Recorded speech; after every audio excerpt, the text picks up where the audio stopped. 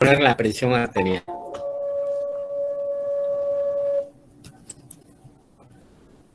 Entre más descontrolado esté el paciente y más daño vascular. Y por lo tanto, más complicaciones va a tener.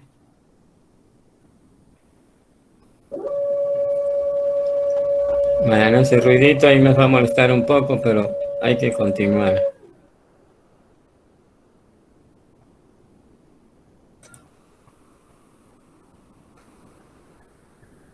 Me avisan cuando vean la diapositiva.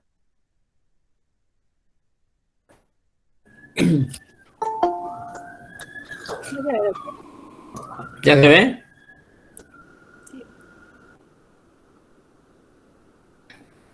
Ya, doctor, ya se ve. Perfecto. Entonces dijimos que ahorita vamos a ver por qué debemos de tratar la presión arterial a controles normales, al control adecuado. Produce lesión a órgano blanco, es decir, si nos vamos cuáles son los órganos blancos, no vamos a empezar de arriba a abajo, es decir, vamos a empezar cerebro, retina, corazón, riñón y arterias sistémicas. ¿Qué sucede en estos órganos? Entonces nos va a dar, a nivel de cerebro, es un factor de riesgo para enfermedad vascular cerebral. Y por lo tanto, nos va a dar EB6 isquémico que deja secuelas neurológicas. Pero también nos puede dar hemorragia cerebral. La retina, entonces, afecta la visión. Corazón, insuficiencia cardíaca, pero riesgo mayor para infarto del miocardio. Enfermedad arterial coronaria, pues riesgo para infarto del miocardio. Y también nos puede dar fibrilación auricular por dilatación de los atrios, sobre todo el izquierdo. Enfermedad renal crónica, que puede terminar en paciente en etapa terminal, requerir tratamiento sustitutivo de la función renal, ya sea diálisis o hemodiálisis. Y las extremidades pélvicas, se puede dar una insuficiencia arterial crónica en las piernas, y en un momento dado se puede agudizar, y probablemente en algún momento dado, en algunos casos, requiera tratamiento quirúrgico, amputación. Como ven, daño a órganos blancos. Ya lo hemos comentado, cerebro, corazón, riñón, extremidades pélvicas. ¿Qué nos produce en el cerebro? En el cerebro, factor de riesgo para aterosclerosis, que puede ser focal o difusa. Puede asociarse a hemorragias cerebrales, demencia, multiinfarto y los síndromes lacunares. Y lo menos que nos puede dar es encefalopatía hipertensiva. ¿Qué es una encefalopatía? Es cuando el nombre lo dice, el paciente está confuso, desorientado, puede tener náuseas o vómito y deterioro del estado de alerta. Esa es una encefalopatía. Y cuando la presión es muy alta puede ser que sea la causa, entonces eso es una encefalopatía hipertensiva. Puede llegar a tener convulsiones, sí, edema de papila, porque la presión muy alta al final de cuentas puede producir edema de papila y aumentar la presión intracraniana. Entonces nosotros vemos que llega al hospital un paciente hipertenso con encefalopatía, desorientado, pérdida del estado de alerta, puede tener convulsiones, la presión muy alta.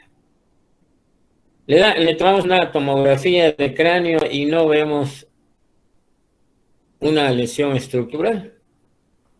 Le damos tratamiento desde que llega y 24 horas después el paciente está despierto sin secuelas. ¿Qué quiere decir esto? Que fue un espasmo cerebral severo hasta el edema cerebral. Y al bajar la presión arterial, que es la causa, se recupera. Entonces, encefalopatía hipertensiva es aquel paciente que tiene encefalopatía con presión muy alta y después de 24 horas de tratamiento está asintomático. Sobre todo, ya se recuperó de la encefalopatía.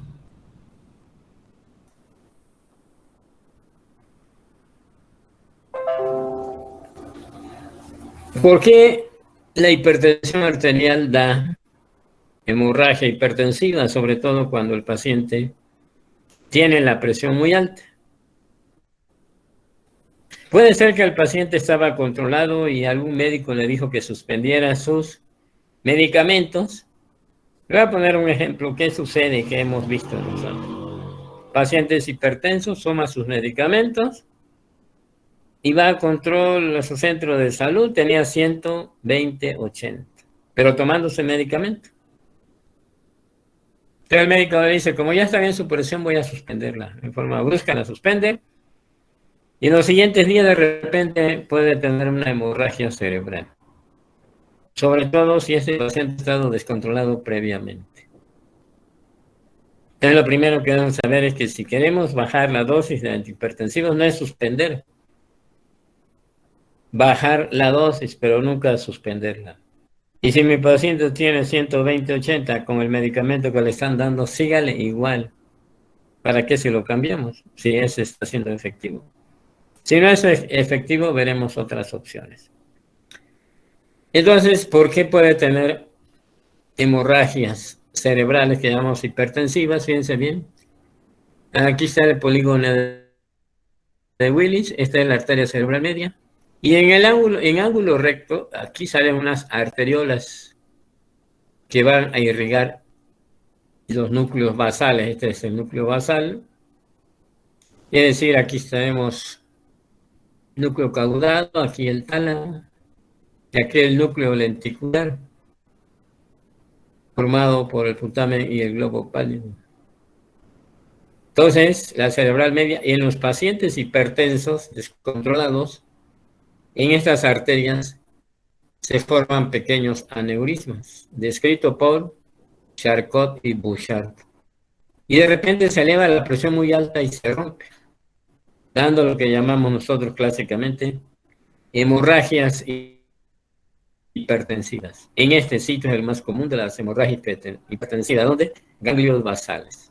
Aquí estamos viendo la estructura, ¿eh? Cabeza del núcleo caudado, este es el tálamo aquí abajito, núcleo lenticular, cápsula interna y acá cápsula externa. En otros pacientes, en estas mismas arterias hipertenso descontrolado durante mucho tiempo, y en estas mismas arterias, en lugar de romperse, sufren un proceso que se llama lipohialinosis, y con el tiempo se tapan, dando lo que en neurología llamamos infartos lacunares. ¿En dónde? Fíjense bien, aquí ustedes están viendo unas pequeñas zonas de mayor densidad, que son infartos pequeñitos. ¿En dónde? Lo mismo, ¿no? Aquí tenemos el tálamo, cabeza del núcleo caudado, el núcleo lenticular, cápsula interna y externa. En toda esta zona es lo más común que se formen los infartos lacunares. Los infartos lacunares llamamos en neurología los infartos, síndromes neurológicos puros, por ejemplo, solo mano torpe, solo alguna alteración específica. ¿Dónde son los sitios más comunes de las hemorragias hipertensivas? A nivel de los ganglios basales, en esta zona. A nivel de los ganglios basales. En esta zona, el putamen y tálamo es lo más común. Cerebelo también, protuberancia así. Aquí lo estamos viendo. En este caso, a nivel del puente o protuberancia también se forman estos aneurismas y por lo tanto pueden romperse y formar hemorragias. Conclusión, la presión arterial muy alta como complicación nos puede dar enfermedad vascular cerebral y llegar hasta la demencia senil. Nos puede dar encefalopatía hipertensiva, puede dar hemorragia cerebral, o infartos lacunares, en donde las hemorragias cerebrales hipertensivas más comunes son tálamo, obviamente tálamo puente, el putamen, que es el más común, cerebelo, protuberancias y algunas subcorticales, es raro, es el sitio más común. Retina. En la retina nos puede dañar los vasos de la retina, sí, dándonos una retinopatía hipertensiva. Ustedes recuerdan retinopatía diabética también. Existen varias clasificaciones actuales de retinopatía hipertensiva. Sin embargo, aquí yo le presento una clasificación muy antigua que es de Kate, Wagener y Barker. Porque esta es muy sencilla de acuerdo a la retinopatía hipertensiva. Fíjense bien, tenemos 4 grados. Grado 1, angiotonía. Si solo tiene angiotonía, quiere decir que hay un espasmo arteriolar y que la presión arterial tiene poco tiempo. Y que es el momento ideal para que el paciente se controle bien y no tenga daño vascular. Haz de cuenta que sería lo ideal, encontrar a los hipertensos cuando se inicia. Grado 2, angioesclerosis, ustedes lo están oyendo. Ya hay esclerosis de los vasos.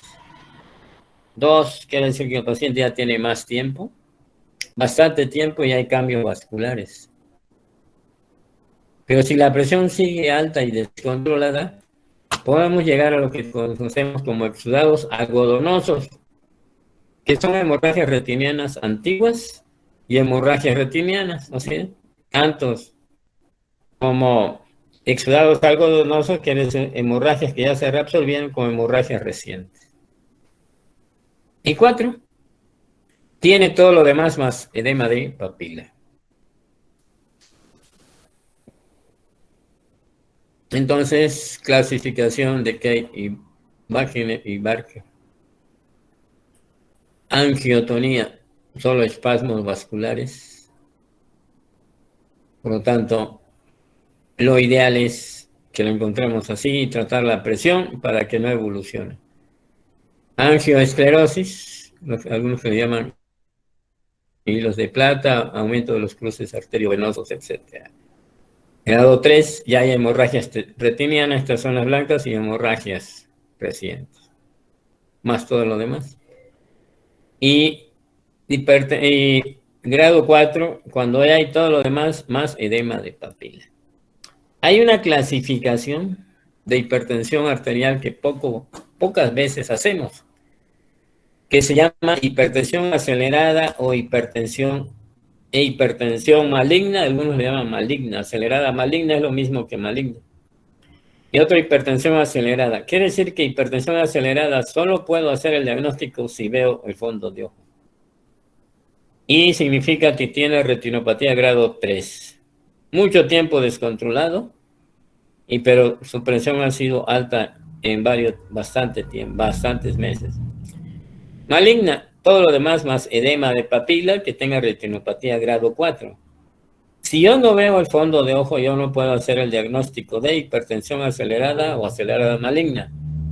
Al revés, el diagnóstico se hace solo valorando el fondo de ojo. Grado 3, hipertensión acelerada, y grado 4, maligna o acelerada maligna, es lo mismo. ¿Pero qué significa tener hipertensión acelerada o hipertensión maligna?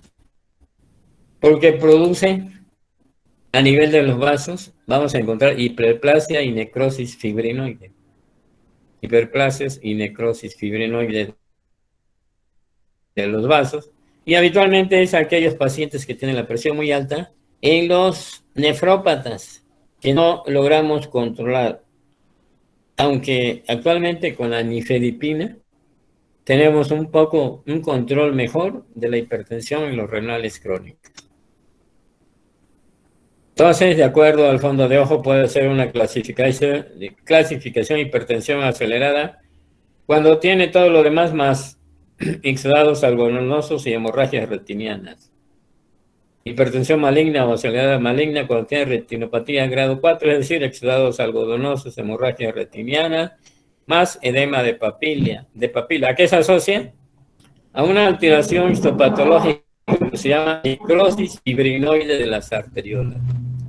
Y lo podemos encontrar más frecuente en enfermedad renal crónica. Aunque el diagnóstico clínico de hipertensión acelerada o grave maligna, habitualmente no los hacemos en los servicios. ¿Por qué? Porque no vemos fondo de ojo en la mayoría de los pacientes. Pero ya hemos hablado del cerebro y retina, pero ¿qué es lo que sucede con todas las arterias todas las arterias sistémicas?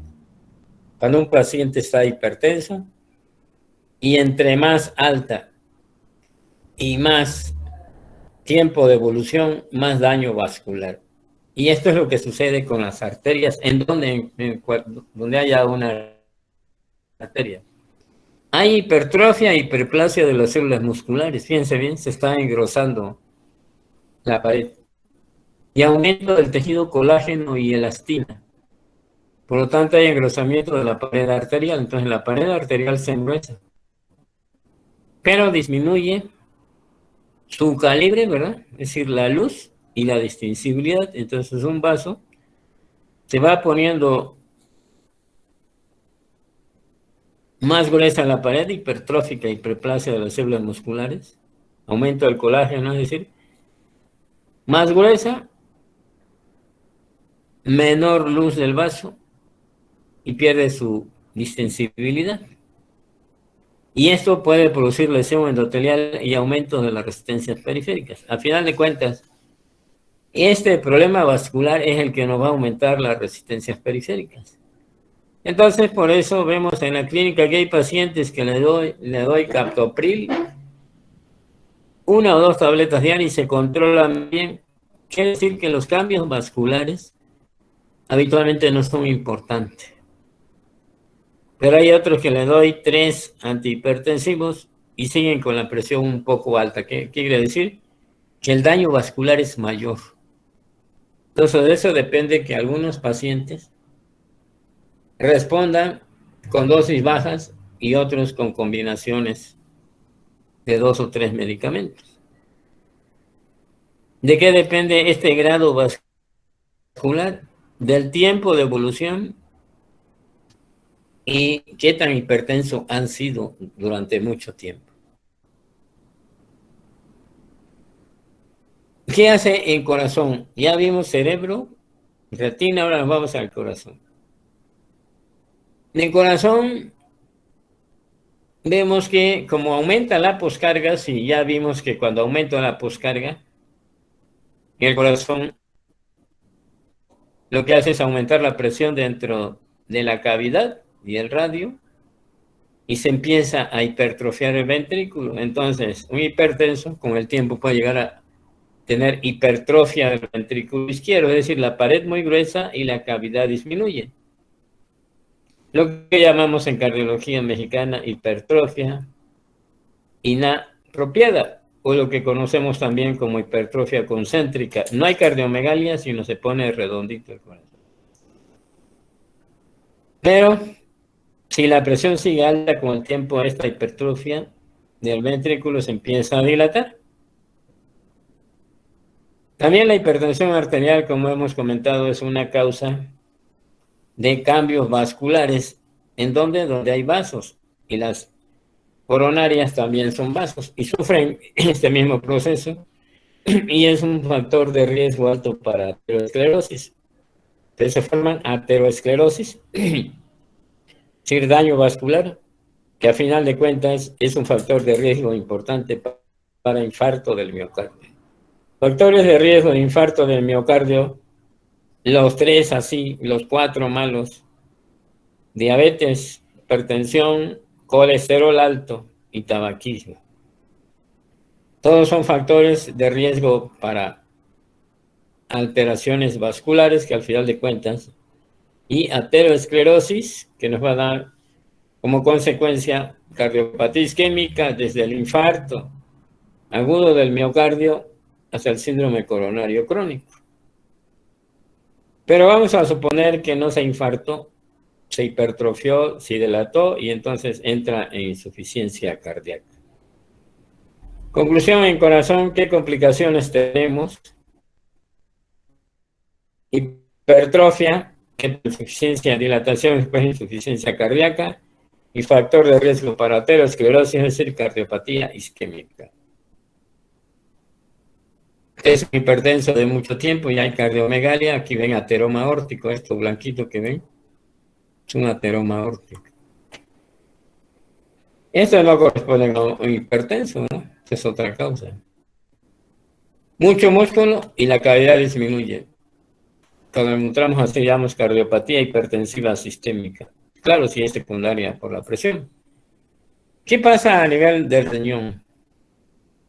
En el riñón produce nefroesclerosis, lo mismito. Va alterando todos los vasos y sabemos que en el glomérulo también hay vasos. Entonces, altera la filtración glomerular, empieza con proteinuria, hematuria y termina en enfermedad renal crónica. Aunque cuando un paciente tiene enfermedad renal crónica, no sabemos qué fue primero. Fue la enfermedad renal crónica y secundario a esto, se elevó la presión. Fue la presión arterial la que ocasionó esta nefroangiosclerosis. Y esto para nosotros, lo que estamos viendo, esta diapositiva, es para nosotros muy importante desde el punto de vista profiláctico, o qué es lo que debemos de hacer. Porque si no controlamos la presión, vamos a ver qué va a suceder con nuestro paciente. Y el paciente puede tener factores genéticos, sí, pero no necesariamente. Claro, si tiene su familia, tiene riesgo de ser hipertenso, pero a lo mejor el riesgo es que tiene a tener factores de riesgo de diabetes, de hipertensión, que aparte fume, etc. Entonces, eso se llama historia natural del riesgo vascular. Al hablar del riesgo, algunos llaman cardiovascular, no solo se está hablando del riesgo a nivel de infarto del miocardio a nivel del corazón. Estos mismos son los riesgos para que un paciente tenga infarto del miocardio, insuficiencia cardíaca, EBC isquémico, hemorragia cerebral, retinopatía hipertensiva, pérdida de la visión, nefropatía, enfermedad renal crónica, insuficiencia arterial crónica de miembros pélvicos y en un momento dado amputación. Entonces, la diabetes puede ir o no acompañado la hipertensión puede ir o no acompañado de diabetes, dislipidemias, obesidad, inactividad física. Y ese paciente va a evolucionar a arterioesclerosis. Arterioesclerosis. Ustedes dirán, ¿será lo mismo arterioesclerosis que ateroesclerosis? Hablamos de ateroesclerosis, son los mismos factores, pero ¿cuál es la diferencia en arterio o atero? Atero viene de ateroma, quiere decir que hablar de ateroesclerosis es que igual el vaso tiene ateromas. Y arterioesclerosis son los cambios vasculares que hemos visto en las arterias que se van engrosando, hipertrofiando, disminuyen la luz, se ponen más rígidas y disminuyen su elasticidad. Obviamente, eso acabamos de ver que hay un remodelado vascular, es decir, lo que estamos viendo, lo que sucede a nivel de la arteria, que disminuye su calibre, se engruesa, etc. ¿Esto qué nos va a llevar este remodelado vascular en los hipertensos? A hipertrofia del ventrículo izquierdo. Y por lo tanto nos va a llevar, puede terminar en insuficiencia cardíaca, porque al final de cuentas la hipertensión con el tiempo se empieza a dilatar y nos da insuficiencia cardíaca. A nivel del cerebro, infartos lacunares, y a nivel del corazón, microalbuminuria. No necesariamente infartos lacunares, puede haber hemorragia cerebral, etc.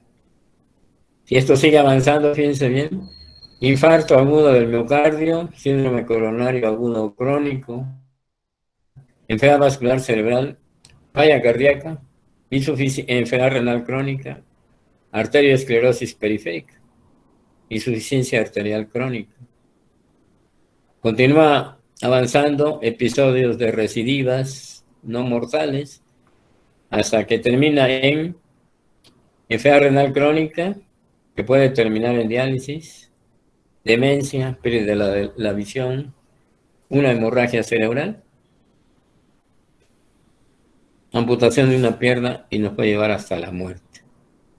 Eso se llama historia natural del riesgo cardiovascular y no está hablando de un órgano, fíjense bien, de todo.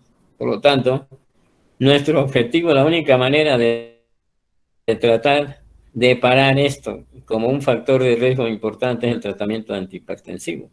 Pero claro, hay que darle importancia también a la diabetes, colesterol alto, etcétera, etcétera. Todos los factores hay que controlarlos. Clasificación. Primero vamos a ver clasificación de ahora de la hipertensión arterial. Esta, de acuerdo a la clasificación, ha ido cambiando. En el JNC siguiente es haz de cuenta que cada determinados años el JNC, o sea, es conjunto, un grupo de expertos, cada determinado tiempo, de acuerdo a las nuevas evidencias de fármacos o de la fisiopatología de la hipertensión, se reúnen. Y ya habíamos llegado hasta el JNC8. Y de ahí vamos a ver que en lugar de llamar JNC, que llevamos al 8, ahora hablamos de dos tipos de clasificación actual, la americana y la europea. Pero ahorita vamos a ver qué nos dio el JNC7. Recordar los factores de riesgo mayor o factores de riesgo cardiovascular. Ya le dije que riesgo cardiovascular no significa a nivel cardíaco solo, sino está hablando a nivel vascular sistémico, cerebro, corazón, riñón y extremidades. ¿Cuáles son sus factores de riesgo mayores que hemos mencionado? Hipertensión, claro, aquí como está hablando de hipertensión, primero ponen ellos hipertensión. En segundo lugar sería diabetes, tabaquismo, dislipidemia, sobre todo lipoproteínas de baja densidad elevadas. Y después otros factores, obviamente relacionados con la edad y factores de riesgo, sobre todo a nivel genético. ¿Qué daña la hipertensión? Es lo mismo que hemos mencionado. Aquí empiezan solo con corazón, hipertrofia ventricular izquierda, sí. Factor de riesgo alto para angina o infarto del miocardio, falla cardíaca. En cerebro, enfermedad vascular cerebral isquémica y hemorrágica.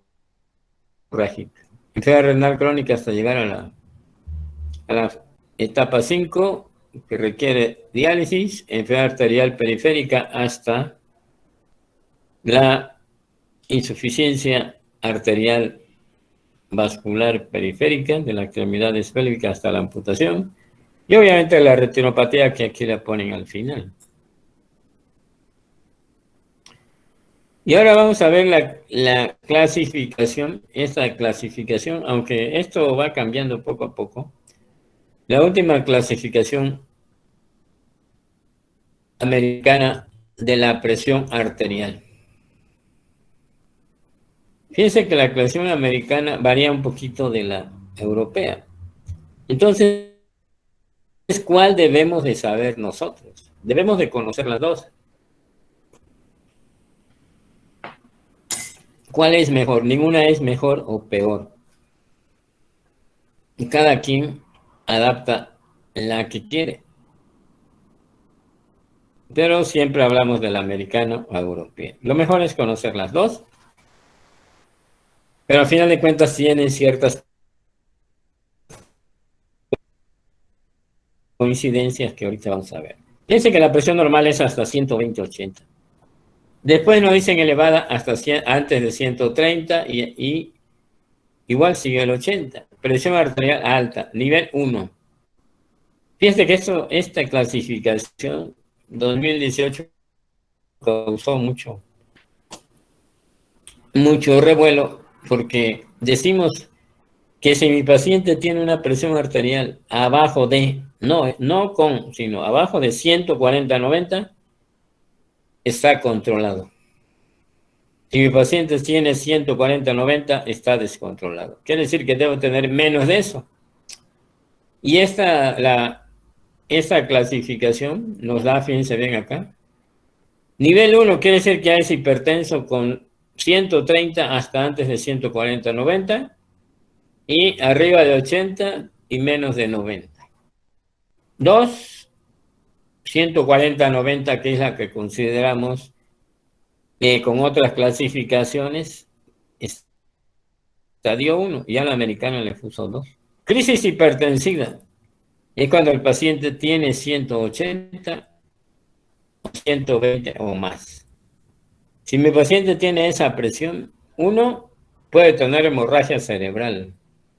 Y si no, y si le va bien, solo una encefalopatía hipertensiva, desencadenar angina, hasta un infarto del miocardio por espasmo a nivel de las arterias coronarias, o hasta un edema pulmonar.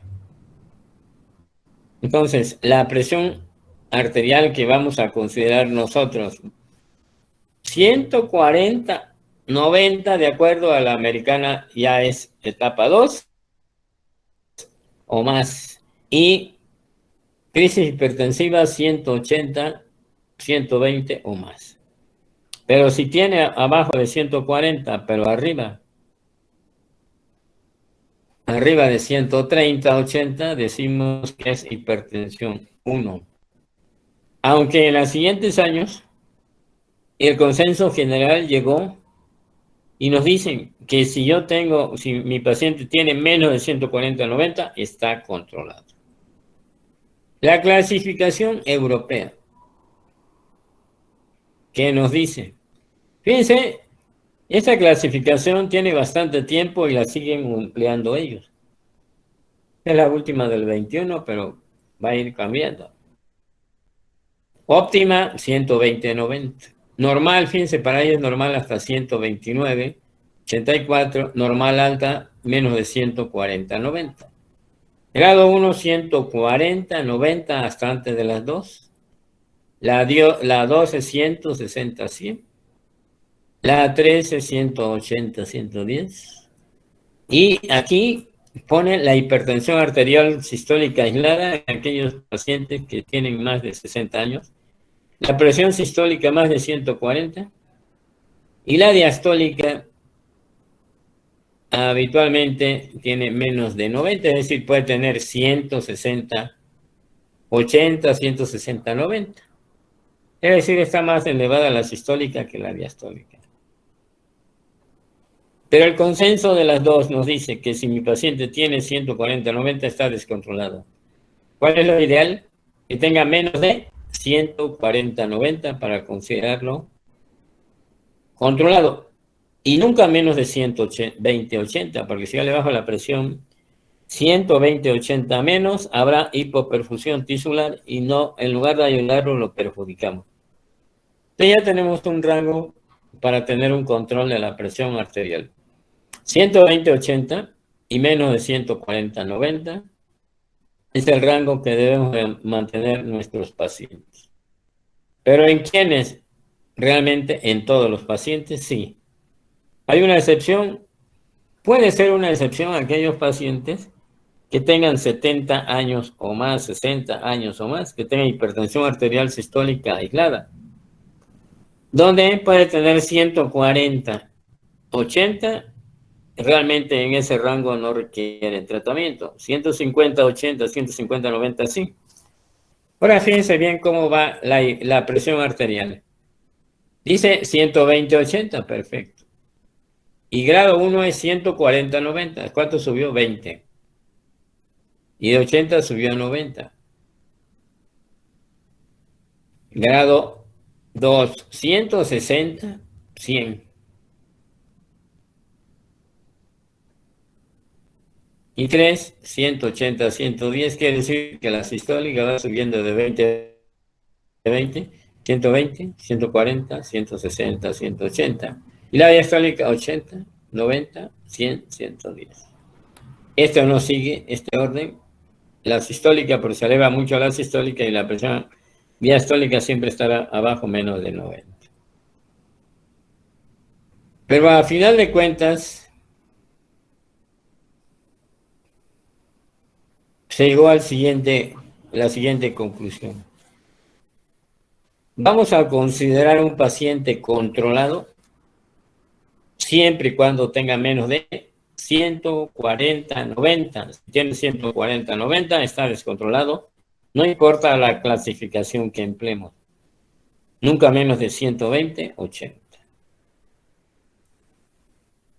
¿Qué debemos de hacer antes de iniciar el tratamiento de un paciente hipertenso que lo vemos por primera vez? El paciente se desconocía hipertensión y por primera vez lo detectamos. Debemos constatar el estilo de vida. El estilo de vida que si fuma, si toma, si hace ejercicio o no hace ejercicio. Identificar otros factores de riesgo cardiovascular. Es decir, aparte de hipertenso, es diabético, tiene hiperlipidemia, sobre todo colesterol de baja densidad elevada, fuma, hace ejercicio, ¿no? Dice, o desórdenes concomitantes o otras enfermedades que pueden afectar el pronóstico y como guía del tratamiento. Quiere decir que no basta controlar solo la presión, sino todos los factores de riesgo cardiovascular. Hipertensión, diabetes, tabaquismo, hipercolesterolemia y actividad física. ¿Y para qué es esto? Para revelar causas identificables de la presión arterial. O sea, tratando de buscar si hay alguna causa, como que ya vimos, el riñón, si hay albuminuria, puede ser que el riñón es el que esté mal y hay que darle mucha importancia. Aclarar la presencia, ausencia o no de daño a órgano blanco. Tiene secuelas de EBC, ya tiene un ventrículo hipertrófico, hay proteinuria, ya hay insuficiencia arterial crónica. ¿Qué es lo que le estudiamos a un paciente hipertenso? Los laboratorios clásicos. Actualmente los laboratorios clásicos no es VH, química y electrolitos. Y hay que pedirle un conjunto de laboratorio para estudiarlo bien. Yo diría que es una biometría hemática, química sanguínea, electrolitos séricos, perfil de lípidos, mínimos TSH para ver cómo va la función de la tiroides, examen general de orina, problemas de coagulación y pruebas de función hepática. Obviamente, si le pedimos todo, aumenta el costo del laboratorio. Sería en un momento dado problemas en algunos casos. Y ya estudiándolo en forma integral, ya podríamos decir que mi paciente, qué es lo que tiene en la mayoría de los casos. Entonces, fíjense bien, nunca debe de olvidarse electrolitos, perfil de lípidos. Pero el clásico, a ver cómo está el colesterol total, lipoproteínas de alta densidad, de baja densidad, y ya. Y TSH, es decir, hormona estimulante del tiroides, saber cómo está funcionando la tiroides. Eso se nos olvida. Por eso una de las enfermedades que se pasan desapercibidas, más común de todas las comunes, es el hipotiroidismo.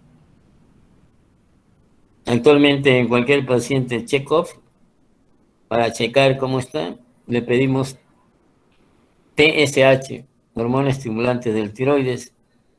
No es necesario siempre perfil tiroideo. El perfil tiroideo completo es un poquito más costoso y no es necesario si no estoy pensando en hipotiroidismo. Es como si yo pensara de que es diabético o no, o sea, como un estudio para hacer, estoy checando a mi paciente, como debe de ser como un estudio de rutina. El problema sí que es un poquito más caro. Pero en lugar de perfil tiroideo, que es ese sí es más caro, con un TSH que lo hacen en cualquier lugar, nos puede servir. Si está bajo, lo más probable es que sea hipotiroideo. Ahora, ¿qué tan bajo? 4, hasta 4, de acuerdo al laboratorio. Hay 4 que son normal, pero ya tienen 5, 6, pues ya. O más. Aunque no tenga síntomas, ¿eh? Bien, vamos a iniciar el tratamiento, pero ya la próxima clase empezamos con medidas generales y el tratamiento. El tratamiento de la hipertensión es sencillo, pero lo tenemos que saber.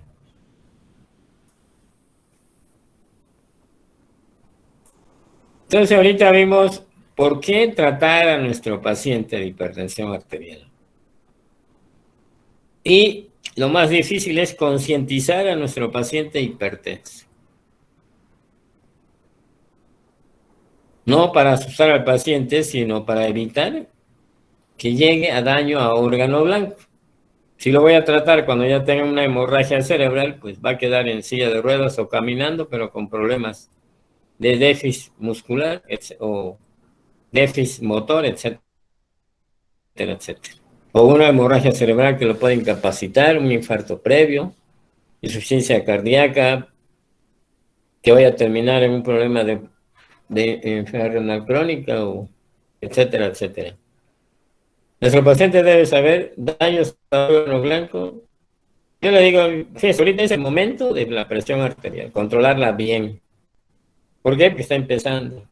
No hay daño vascular, sobre todo cuando hay daño vascular. Ya cuando hay daño, pues tratarlo, ¿no? Le puede dar hemorragia cerebral, le puede dar la gente le llama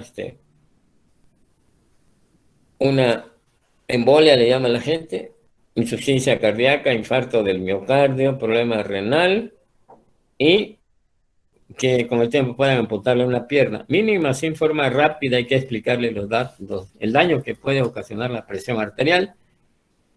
Y si él toma su medicamento o no, cuando menos nosotros ya lo tratamos de explicar. Y decirle cuál es el rango que debe tener él. 120-80, si arriba mínimo eso, y menos de 140-90-100. Nos vemos mañana para hablar del tratamiento. Hasta luego. Gracias, doctor. Hasta mañana. Hasta